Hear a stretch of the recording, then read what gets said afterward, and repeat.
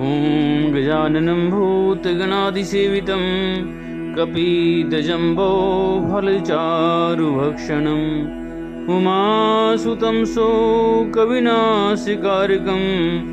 नमामि विघ्नेश्वरपादपङ्कजम्।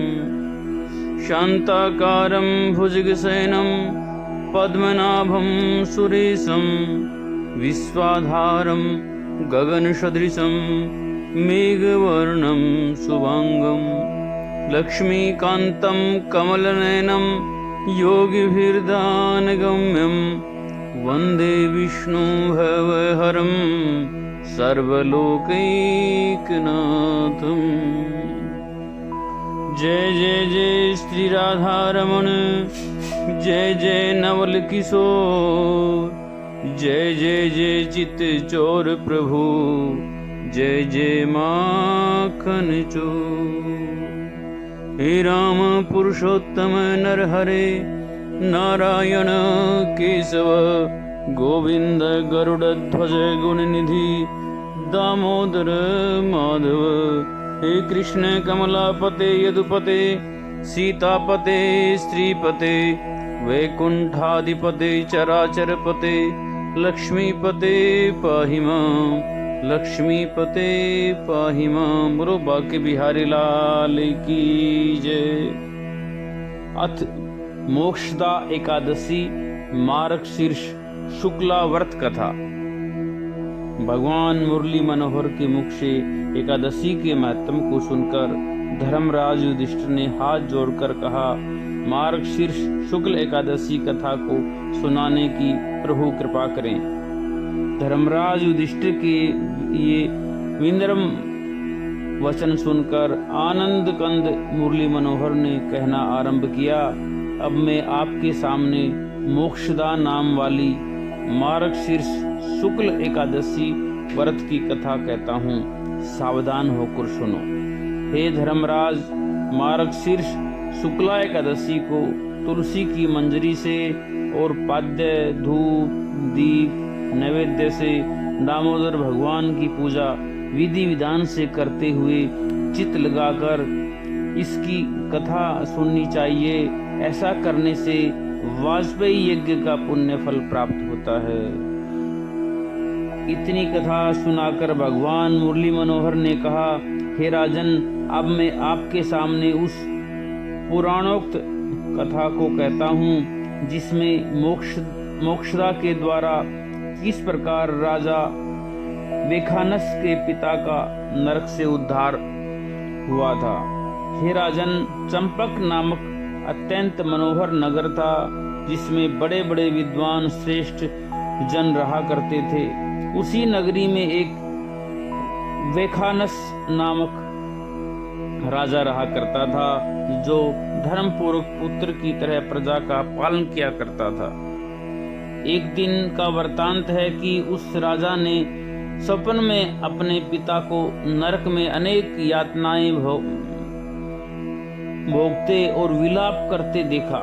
हे राजन, स्वप्न में पिता की ऐसी बुरी दशा देखकर राजा को बड़ा क्लेश हुआ। शेष रात्रि को सो भी न सका। तत्पश्चात प्रातःकाल उठकर और शौचादि से निर्वृत्त होकर चंपक नरेश ने ब्राह्मणों के आगे हाथ जोड़कर नेत्रों से जल बहाते हुए कहना आरंभ किया कि हे ब्राह्मणों, मैंने रात्रि को स्वप्न में पिता को अनंत यातनाएं भोगते हुए और मुझे ये कहते हुए देखा है कि हे पुत्र, मैं अधोगति को प्राप्त हो गया हूँ, इसलिए मेरे उद्धार करने का शीघ्र प्रयत्न करो। हे भूदेवा, स्वप्न में इस प्रकार पिता को नरक में क्लेश पाते हुए देखकर मेरा चित्त चिंता की चिता पर जलता हुआ चेतना रहित हुआ जा रहा है और मुझे इतने बड़े विशाल राज्य, समस्त प्रकार की भोग विलास की वस्तुओं का सुख, धन, पत्नी, पुत्र और बंधुओं का तथा रत्न जड़ित सिंहासन का सुख भी दुखदायी बन रहा है, क्योंकि जिसके माता पिता दुख पाते हों उस संतान के जीवन को धिक्कार है। इसलिए हे विप्रवरो, जिस किसी दान व्रत तप योग और यज्ञादिक से मेरे पूर्वजों को मोक्ष की प्राप्ति हो, ऐसे उपाय को बताएं। राजा के ऐसे वचन सुनकर ब्राह्मणों ने कहा कि हे धर्मात्मा भूपाल, आपका विचार अत्युत्तम है और आप जैसे पुत्र उत्पन्न करने के लिए ही जननी जगत में प्रसव का महाकष्ट उठाया करती है। हे राजन, यहाँ से कुछ दूर त्रिकालदर्शी पर्वत ऋषि का आश्रम है, उसके पास जाकर आप इस समस्या पर विचार करने का कष्ट कीजिए। वहां जाने पर आपकी अवश्य ही मनोकामना पूर्ण होगी। ब्राह्मणों के वाक्य सुनकर वह धर्मात्मा राजा ब्राह्मणों और मंत्रियों को साथ लेकर महात्मा पर्वत मुनि के पास जो ही पहुंचा, तो ही वहां शांत आकृति वाले अनेक ऋग्वेदी, यजुर्वेदी, सामवेदी, अथर्ववेदी ब्राह्मण वेणों को अध्ययन करते हुए देखा। उसके बीच में बैठे हुए पर्वत मुनि साक्षात ब्रह्म की तरह दिखाई दे रहे थे। तब राजा ने हाथ जोड़कर उन्हें साष्टांग प्रणाम किया। राजा को प्रणाम करते हुए देखकर मुनि ने उनको आशीर्वाद देते हुए राज्य का कुशल समाचार जाना।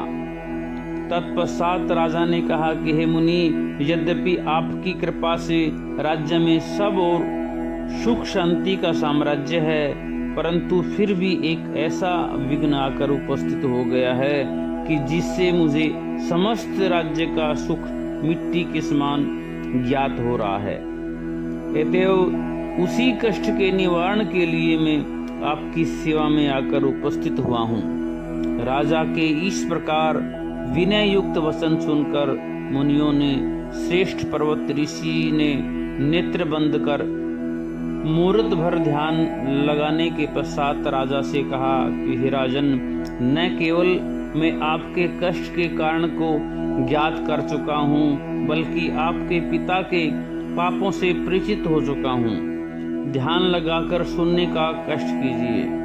हे राजन, आपके पिता ने कामासवत होकर न केवल 2 स्त्रियों से विवाह किया था, बल्कि एक से प्रेम करते हुए दूसरी को ऋतुदान से वंचित भी कर दिया था। इस प्रकार उसी महापाप के कारण आपके पिता को नरक में जाकर महाकष्ट भोगना पड़ रहा है।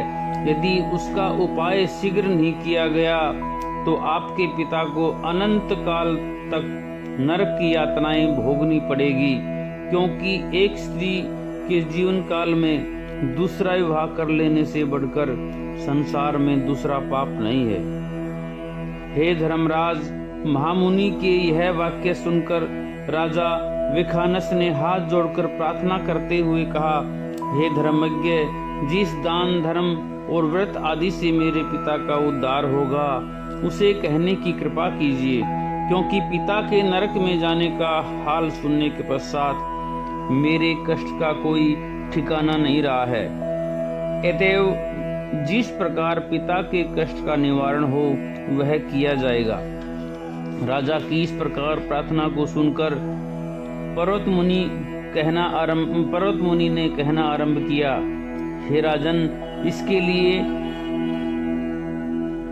आपको मार्गशीर्ष शुक्ला एकादशी का व्रत विधि विधान से करते हुए यह प्रतिज्ञा करनी होगी कि न तो प्रथम स्त्री के जीवन काल में दूसरी स्त्री से विवाह करूंगा और न ही प्रजा को किसी पुरुष को ऐसा करने की आज्ञा दूंगा। यदि किसी दुरात्मा ने ऐसा करने का दुस्साहस किया तो कठिन दंड दिलाने का प्रयत्न करूंगा। हे राजन, ऐसा करने से वह पश्चाताप आपके पिता न केवल नरक से निकल जाएंगे, अपितु भगवान की कृपा से सुरपुर में जाकर अनंत सुखों के स्वामी बन जाएंगे। हे धर्मराज, मुनि के ये वाक्य सुनकर और उन्हें दंडवत प्रणाम कर राजा अपने नगर को आ गया। तत्पश्चात मुनि की बताई हुई प्रतिज्ञा करते हुए राजा विखानस ने जो ही मार्गशीर्ष शुक्ला एकादशी का व्रत किया, त्यों ही उसका पापी पिता अपने पापों से मुक्त होकर उसे आशीर्वाद देता हुआ दिव्य रूप से स्वर्ग को चला गया।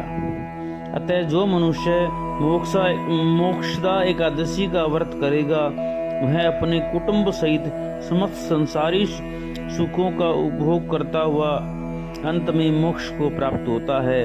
हे धर्मराज, यदि तुम यह उपदेश सुनकर मन में यह संशय करोगे कि स्वयं मैंने कई विवाह कर रखे हैं, सो ठीक नहीं, क्योंकि मैंने कर्म विवाह माया की शक्ति से अपने अनंत रूप धारण करते हुए रुक्मिणी आदि रानियों के पास सदैव उपस्थित रहा करता हूँ। हे राजन, उसका प्रमाण स्वयं देवर्षि नारद ले चुके हैं।